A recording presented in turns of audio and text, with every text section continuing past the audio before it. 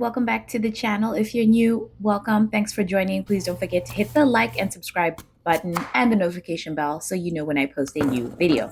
So today I'm going to be showcasing a grocery haul that I recently did along with a couple of recipes. I'm also going to share 4 things that influenced or helped me grocery shop in a healthier way. And I hope that that helps you as well. So let's jump right into it. I'm going to try to do this as diligently possible and just kind of literally pick at each item and explain to you some of my rationale and what I'm trying to do. So over here, I got some plantains because I am actually going to show you how to make tortillas just using plantains and a little bit of cornmeal. That's all you need if you want to make some homemade tortillas. Just especially if you're someone who's trying to go gluten-free, this might be a good option for you. I also got some carrots, which I like to add to my salads. Carrots have a lot of vitamin A, and they're good for your skin, and they just like add texture and color to your dish. I got some red bananas. They taste just like any old bananas. Unfortunately, they are not local and they are from Costa Rica. But the reason why I got bananas is sometimes I like to make banana pancakes with protein and oats. It's just a good kind of power up. I also got some tofu. So tofu is good for those of you who are trying to cut down, who are in fact trying to cut down on your meat consumption, high in protein, low carb, and I'm actually going to be making some tofu and bok choy. I typically like to top my salads with either feta cheese or goat cheese. And feta is also part of the Mediterranean diet if that's something that you like. In terms of snacks, so I mentioned I flagged a couple snacks as well. I like to get probiotic yogurt. The only thing that's a little bit different is it is strawberry flavor. I actually try to avoid flavored yogurts because it's added sugar. But I typically always get the plain flavor. And I do get the whole milk just to get the full range benefits of the nutrients that come in that. What do I eat that with? I will typically use a granola. Now, if I'm not making the granola on my own, which I do recommend if possible, because to be quite frank, a lot of the granolas that you see in the grocery store are not that great. They have a lot of additives and preservatives. They do use seed oil. I think even this one uses seed oil. Yeah, look, pressed canola oil. If I was making this by myself, I would use coconut oil instead. But this is probably one of the better options. So I got these from, this grocery haul is from Wegmans, by the way. So I'll usually top the yogurt with some granola, homemade or store-bought, and then I will top that or mix in some berries. I usually wash and dry my berries, and I'll put a little bit of vinegar or baking soda just to get rid of any residual weirdness that might be on them. So that's something that I do recommend you do. Don't just like eat these fruits. I would recommend you check out the list called the Dirty Dozen. That has been also a godsend for me because it lets me know the probability of a vegetable or fruit being covered in pesticides. So things like leafy greens, you definitely want to check that. Most likely, if you're going to get non-organic, it probably is covered in pesticides, unfortunately. So if you do have some extra money to spend organic, if you can't buy everything organic, then I would recommend that you do make that decision for your greens, but also for your fruits as well. And another snack that I really like when I do have a sweet tooth and I'm not baking anything or making anything sweet myself is nuts and chocolate. Now, my go-to nuts are walnuts and almonds because they are lower in carbs and they have a ton of health benefits as well. And particularly when I go for almonds, those actually are, because they're full of magnesium, I think help me sleep better, quite frankly, if I have them as an after dinner treat. But walnuts are good as well. You can also, of course, sprinkle those on top of a salad.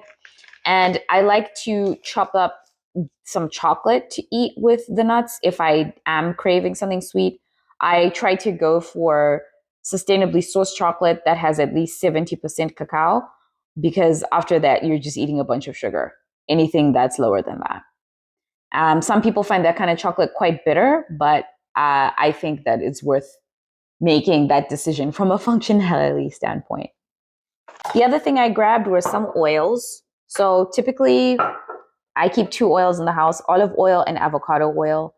I also keep coconut oil as well if I need it. I no longer use seed oils. We do not use seed oils in this household.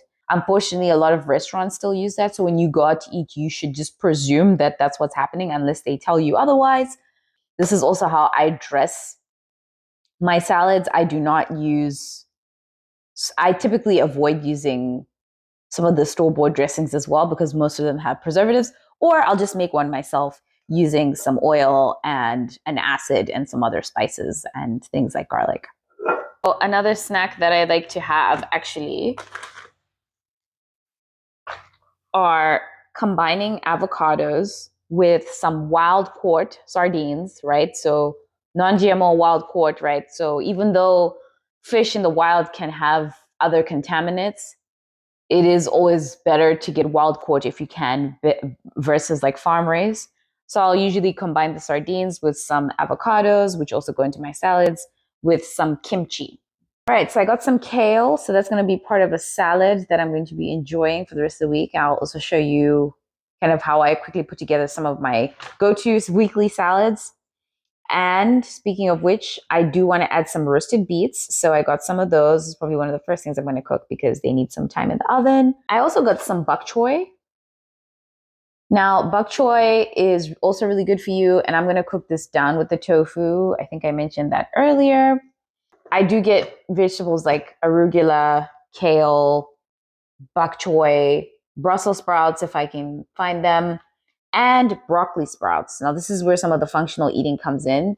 And I deliberately eat cruciferous vegetables. Why? Because they have a compound called sulforaphane.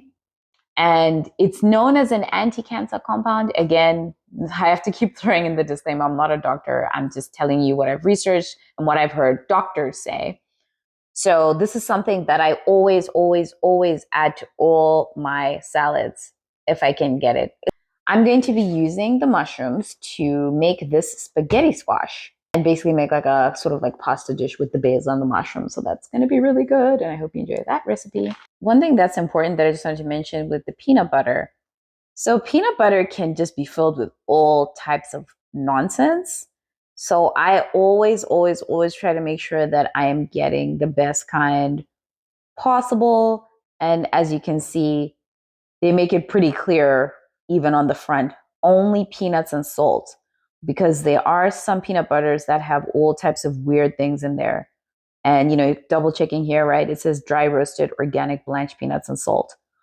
If you see peanut butter that has oil and seed oil and all these other things, just avoid it if you can.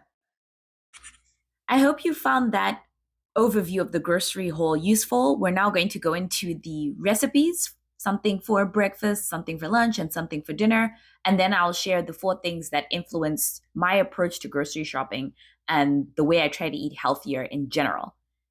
Okay, so first up are some banana nut protein pancakes that you can use as a post-workout snack or something to have in the morning to power you up. The first thing you're going to do is mash your bananas. Then you'll go ahead and add your egg yolks. Give that a little whisk, followed by some salt and some other seasonings that you like, cinnamon, nutmeg, some vanilla extract, and baking powder, followed by the rolled oats, a scoop of vanilla protein powder. You can use chocolate if you like, because that is compatible with bananas. Then some walnuts and gluten-free flour. Then you can go ahead and melt some coconut oil and butter. Put 2 small cookie scoops of the batter and cook each side for about 2 to 3 minutes, or when you see it bubbling up top before you flip it. And then garnish with walnuts, banana, and some honey, or you can use syrup or whatever it is that you prefer. Up next is a salad, which you can have for lunch, which is roasted beets and kale with some berbere, which is an Ethiopian spice for the sweet potatoes, which you can also add in to make your salad more substantial. For roasting the beets, I'd recommend that you keep the stems and roast those as well. Those are great for adding texture and extra color to the salad. You can also keep the leaves, and that way you're using the entire beetroot and not wasting anything. Then you can go ahead and season the beets with salt, pepper, oregano. Also toss the stems in some olive oil. I also add some pumpkin seeds to the sweet potatoes just to give them some extra texture and bring out the nuttiness. As for the greens, I went ahead and cleaned and chopped some of the kale. Add that to a bowl, along with some arugula and spinach, and the broccoli sprouts that I was talking about earlier, mostly for functional health purposes. Put a touch of olive oil and just massage that, especially with the kale, tough greens. You want to get those fibrous muscles to relax. Add some salt and pepper to also help soften them up and add flavor. And then you can follow that with all your other ingredients: carrots, sweet potatoes, some walnuts I threw in there as well. I should have probably toasted those, but beets, the feta cheese, add some avocado, and give that a good mix. Then I went ahead and added those stems that I was talking about from the beetroot, and voila, a nice, healthy, sturdy salad for lunch. And then for dinner, you can do a tofu and bok choy stir fry with some Cape Malay rice or South African yellow rice.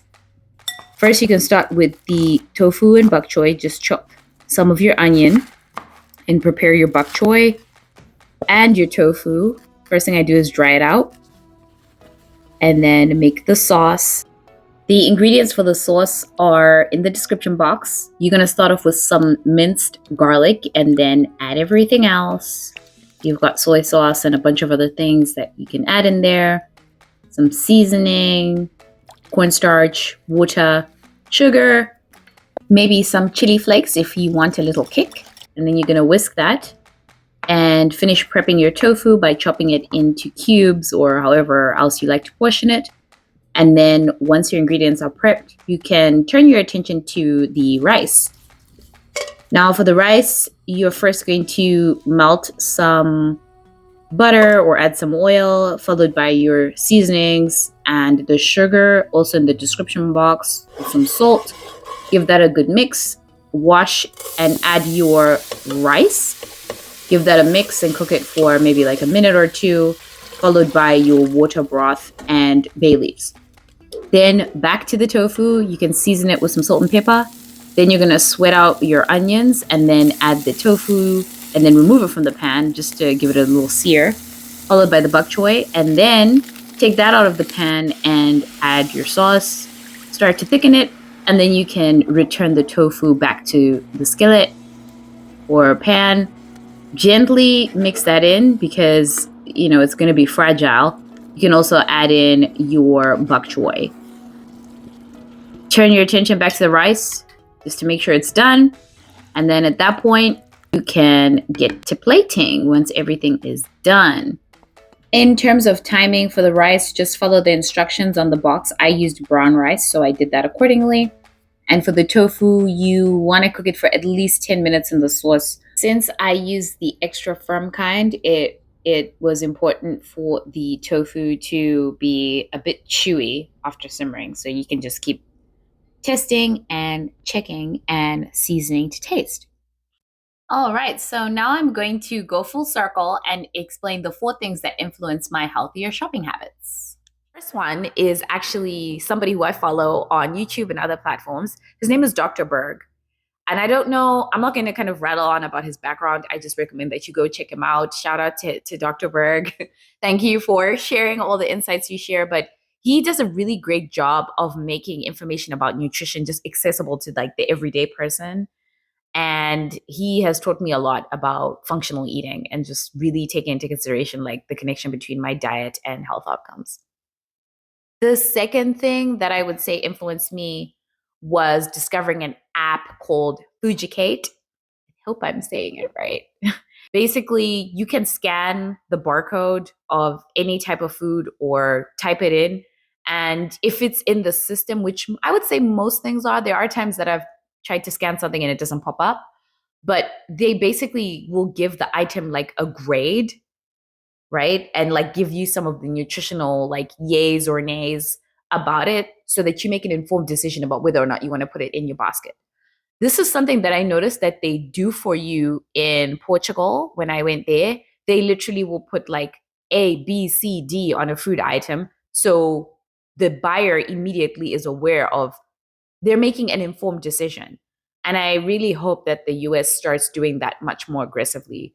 It would benefit so many people and just avoid a lot of health problems.